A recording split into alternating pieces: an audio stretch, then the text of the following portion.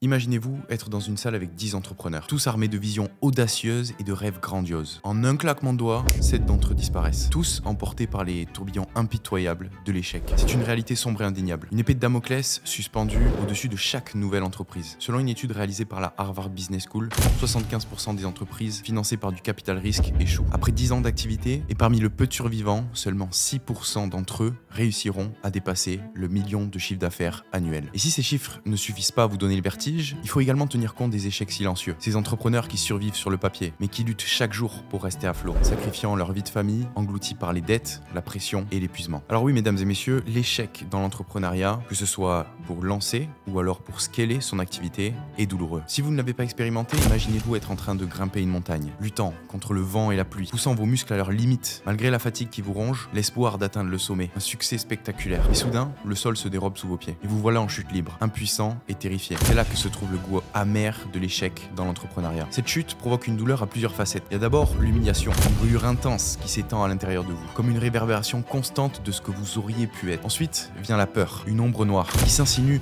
très doucement dans chaque pensée, dans chaque décision, remettant constamment en question votre jugement et votre confiance en vous-même. Il y a la déception, non seulement envers vous-même, mais aussi envers tous ceux qui croyaient en vous, vos amis, votre famille, les investisseurs. Ce sont ces visages que vous voyez quand vous fermez les yeux pour essayer de trouver le sommeil. Et finalement, il y a le doute, la remise incessante en question de vos compétences, de votre vision, de votre potentiel. Dans cette vidéo, on va voir ensemble pourquoi la plupart des business échouent et ce qu'il vous manque si aujourd'hui vous souhaitez dépasser le million d'euros de chiffre d'affaires annuel. D'ici la fin de la vidéo, mesdames et messieurs, vous connaîtrez les secrets que partagent les géants de leur industrie comme Steve Jobs avec Apple ou Jeff Bezos avec Amazon et ce qui leur a permis de s'élever pour faire la différence. Alors armez-vous de ces connaissances pour éviter les erreurs qui pourraient provoquer votre chute et pour forger votre propre chemin vers la liberté et le succès. Si tu ne me connais pas encore, salut à toi. Je m'appelle Antoine Blanco et quand j'avais 21 ans, j'ai commencé une petite entreprise en ligne à partir de rien.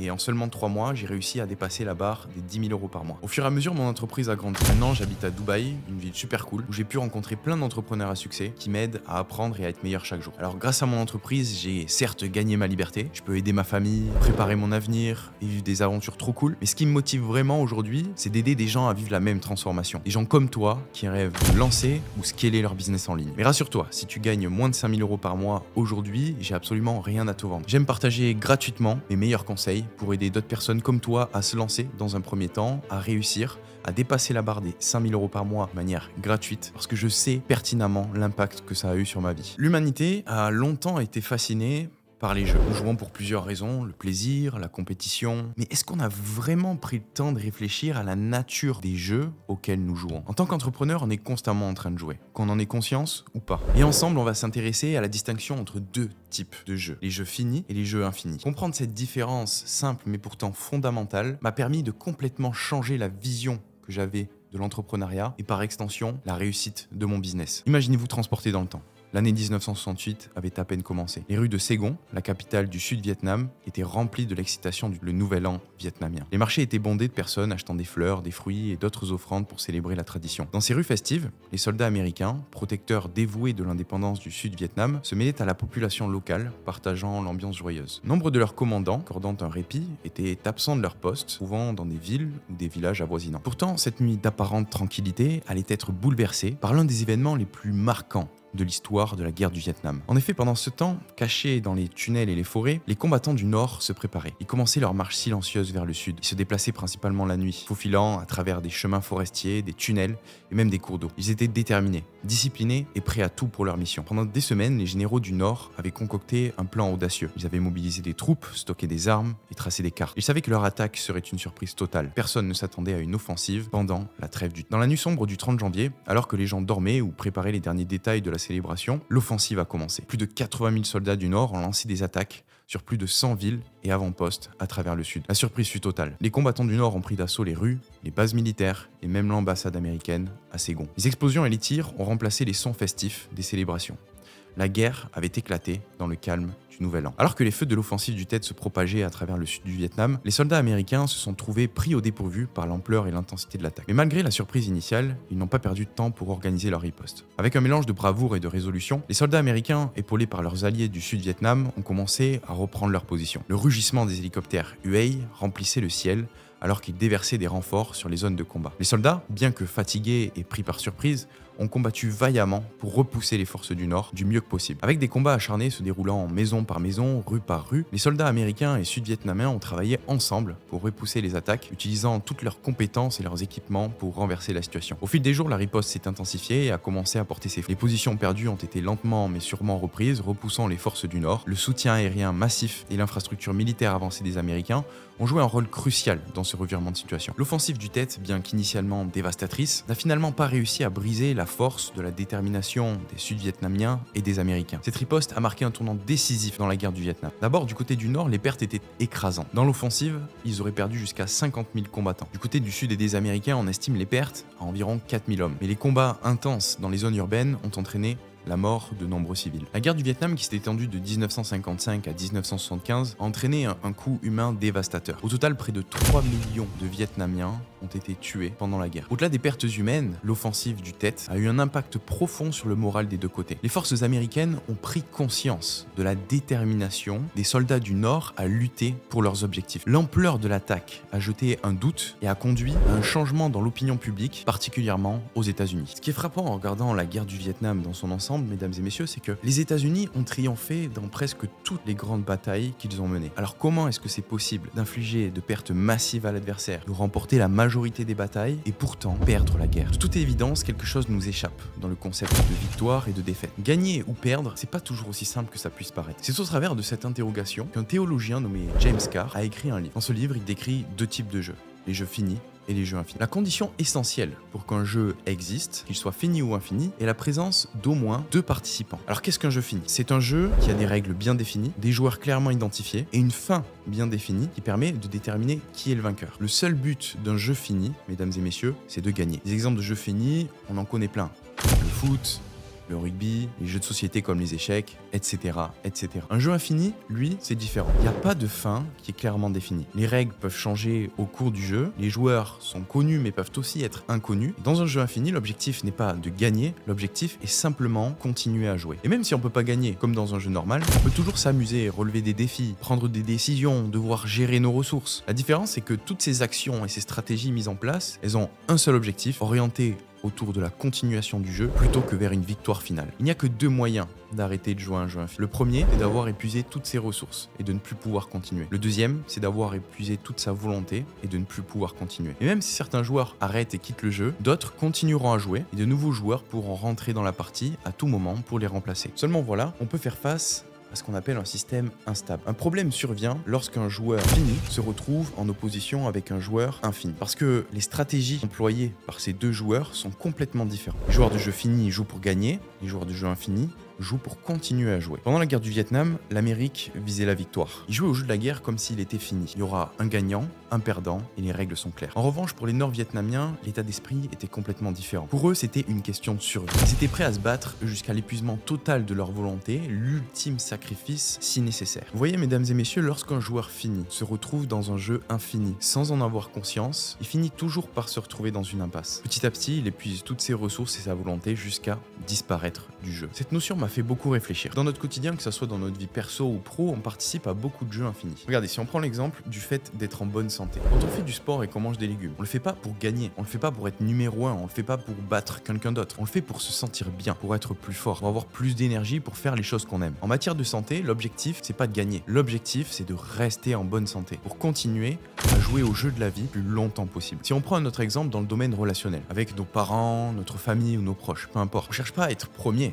on cherche pas à gagner, on cherche pas à avoir un rapport de force sur les autres. On s'aime, on prend soin les uns des autres, avec pour seul et unique but de faire en sorte que cet amour, cette amitié continue indéfiniment. Dans tous ces domaines, il n'y a pas vraiment de fin au jeu, il n'y a pas vraiment de gagnant, il n'y a pas vraiment de perdant. Le but, continuer à jouer le plus longtemps possible. Bien, dans l'entrepreneuriat, c'est pareil. On peut pas gagner. On peut célébrer de petites victoires, c'est vrai, comme par exemple l'atteinte d'un objectif de chiffre d'affaires, tout comme on peut gagner des batailles durant la guerre. Il n'y a pas de grande victoire finale qui mettra fin au jeu du business. Chaque objectif atteint contribue à la construction d'une vision plus large. L'entrepreneuriat, c'est un chemin continu vers l'excellence. Un cheminement vers de meilleurs produits, vers un meilleur marketing, vers plus de ventes. Et les entreprises qui adoptent cet état d'esprit infini peuvent non seulement atteindre leurs objectifs, mais aussi continuer à se développer de manière saine et durable. Le problème, c'est que la plupart des entrepreneurs n'ont pas conscience du jeu auquel ils jouent. Sans arrêt, on entend parler d'être le numéro 1, d'être le meilleur, de battre la concurrence. Et comme on l'a vu plus tôt, lorsqu'un joueur de jeu fini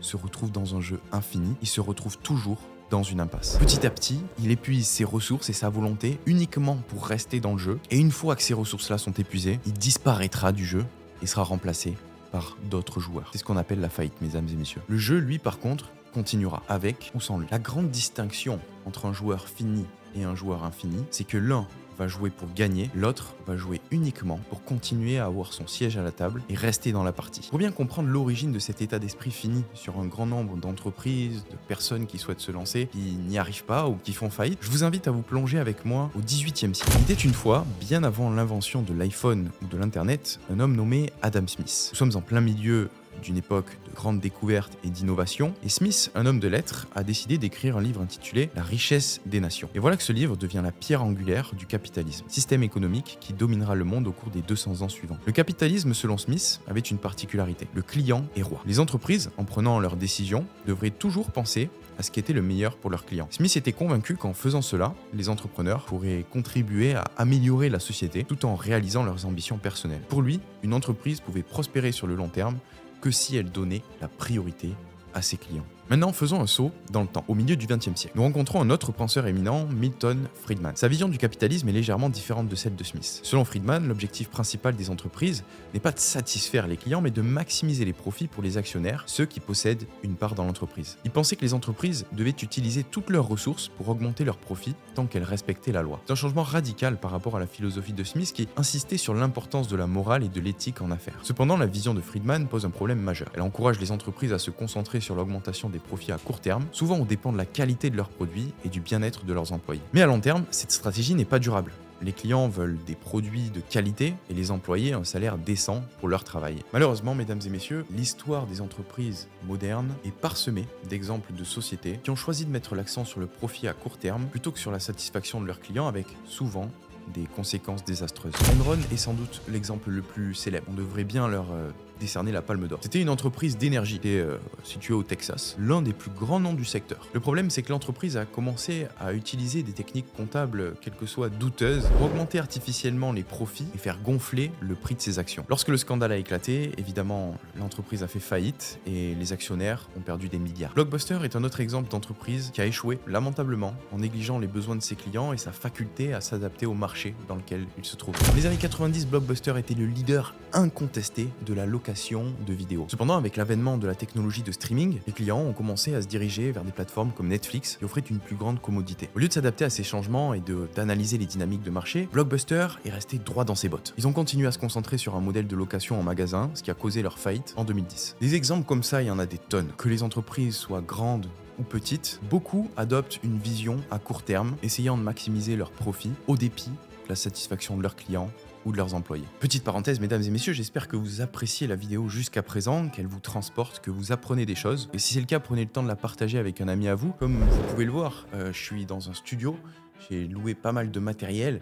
Voilà, il y a de la production. Donc n'hésitez pas à partager, à vous abonner à la chaîne si c'est pas déjà fait, à activer la petite cloche pour les notifications, envoyez-moi pas mal de commentaires pour me faire des retours. Comme je vous l'ai dit au début, mon objectif c'est de vraiment vous aider à lancer votre activité ou à la scaler pour que vous puissiez devenir libre et du coup, forcément, le soutien de votre part est toujours appréciable. Maintenant, revenons à nos moutons. Comme on l'a dit, dans le business, la notion de compétition, elle est omniprésente. On parle tout le temps de battre ses concurrents, d'être le numéro 1, prendre des parts de marché. Mais dans un jeu infini, plutôt que de voir les autres comme des concurrents, des personnes qu'on doit battre, qu'on doit écraser, on les voit plus comme de dignes rivaux. Ces dignes rivaux ont tous des forces et des faiblesses. Certains excellent dans des domaines dans lesquels nous sommes moins bons. Et c'est justement leur force qui nous pousse à améliorer la façon dont on joue au jeu. Donc au lieu de chercher à éliminer ces dignes rivaux, on a l'opportunité d'apprendre et de s'améliorer grâce à eux. Lorsqu'on a une mentalité compétitive, on cherche à gagner à tout prix, à écraser les autres, ça peut être contre-productif. Et je tiens à clarifier une chose, je suis pas du tout un mec qui déteste la compétition. Je suis compétiteur depuis tout petit, j'ai joué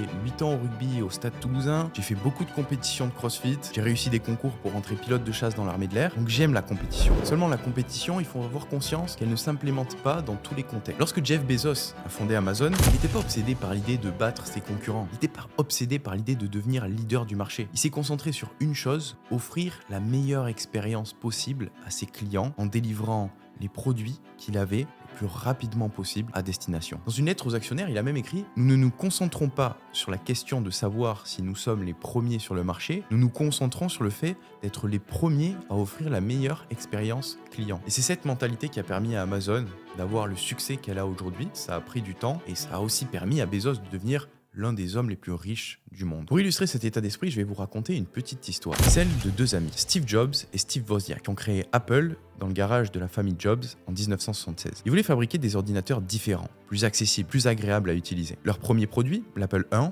était une idée audacieuse à l'époque. Au début, ils ont essayé de promouvoir leurs produits de manière traditionnelle, en dépensant de l'argent en publicité dans des magazines informatiques, mais ça n'a pas vraiment fait la différence. Ce qui a vraiment changé la donne pour eux, c'est la qualité de leurs produits. Ils ont mis un point d'honneur à faire des machines qui étaient non seulement performantes, mais faciles à utiliser. Et pour l'époque, c'était tout nouveau. Alors les gens ont commencé à parler de ces incroyables ordinateurs Apple. Le bouche à oreille a commencé à se propager. J'adore cette citation de Naval qui dit « You're doing sales because you failed at marketing, you're doing marketing because you failed at product ». Et c'est tellement vrai, si notre produit est bon, on n'a même pas besoin de le marketer parce que les gens, nos clients, vont s'en occuper pour nous. J'aimerais faire un petit parallèle. Dans n'importe quel type de business, il n'y a que 5 moyens d'acquérir de nouveaux clients. Le premier, c'est d'aller parler aux gens en privé, que ce soit au travers de DM, de téléphone, d'SMS, de mail, de porte-à-porte. On appelle ça faire de la prospection. Ensuite, on peut poster du contenu sur les réseaux sociaux comme Instagram, YouTube, TikTok. Ça nous permettra d'attirer les gens à nous. Troisième moyen d'avoir des clients dans n'importe quel type de business,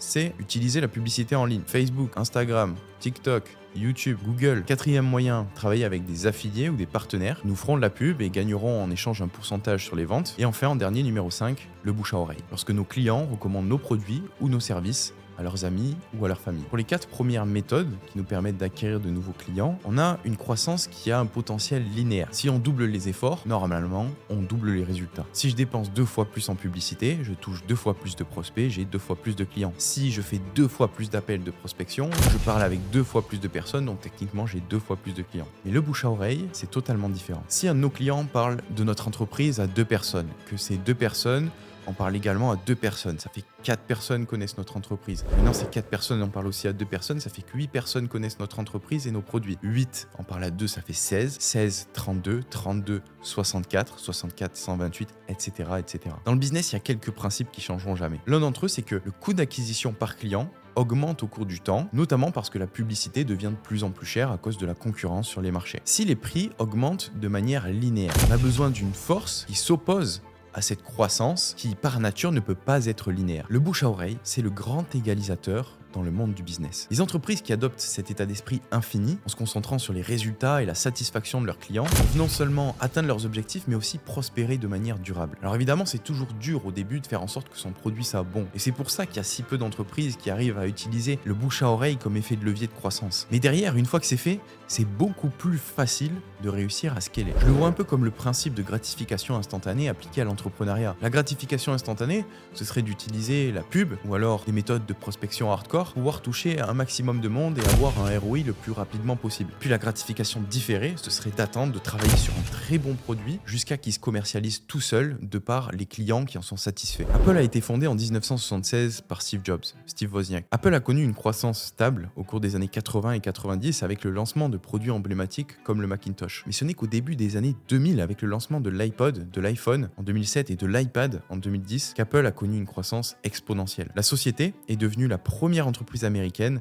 à atteindre une capitalisation boursière d'1 billion de dollars en 2018. Je vais vous donner un plan d'action step by step à suivre qui vous permettra de maximiser la LTV de vos clients si vous avez déjà un business ou alors de vous concentrer sur la qualité de votre produit si vous souhaitez en démarrer un. Dans un premier temps, je vous encourage à définir une vision à long terme. En tant que joueur infini, il est crucial pour tout entrepreneur de savoir où va son entreprise et cette vision doit dépasser le simple désir de profit à court terme. Ensuite, l'étape numéro 2, ce sera de comprendre et connaître les désirs de votre marché et de vos clients. En faisant des enquêtes ou en écoutant les commentaires, vous serez en capacité d'ajuster votre produit ou votre service en fonction des retours que vous recevez. La troisième étape, ça va être de créer justement le produit ou le service de qualité que vous allez commercialiser. Pour ça, je vous encourage à vous poser une question. Si je ne pouvais développer mon business qu'à partir du premier client qui y rentrerait et que je ne devais à partir de ce moment-là compter que sur le bouche à oreille pour continuer de voir mon business grandir, quel niveau d'expérience et de rigueur je mettrais dans la qualité de mon produit ou de mon service? Une autre question, ce serait si mes clients payaient 10 fois le prix de mon produit ou de mon service, quelle expérience est-ce que je leur ferais vivre? Quelle qualité de service est-ce que je leur donnerais? La quatrième étape, ce serait de valoriser les personnes qui travaillent avec vous, vos employés, parce que forcément, des employés satisfaits font toujours un effort supplémentaire pour satisfaire les... Ensuite, je vous invite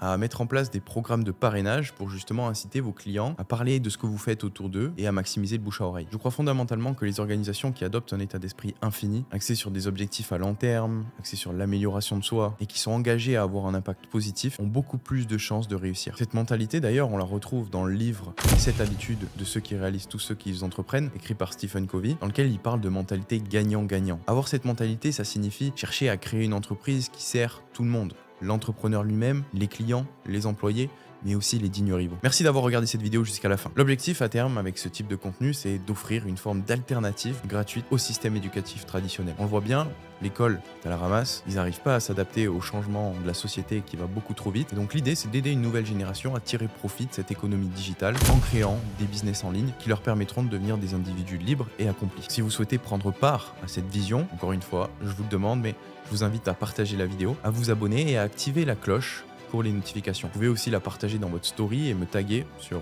Instagram ou autre, @AntoineBlanco99. Votre soutien est appréciable, les amis. Ça nous motive aussi à continuer à produire ce genre de contenu. Merci infiniment et on se retrouve à la prochaine.